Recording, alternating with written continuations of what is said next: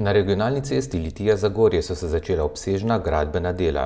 Pri Zagorju se gradi krožišče, do konca meseca bo most popolnoma zaprt. Delna zapora pri Renkah pa bo trajala vse do decembra.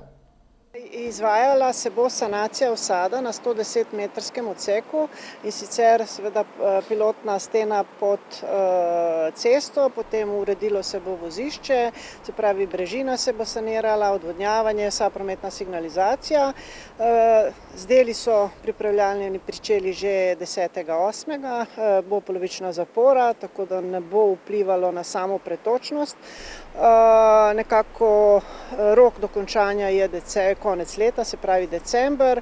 Izvajalec je vodilni partner CGP z partnerjem Trgogradom, vrednost je pa 1 milijon evrov.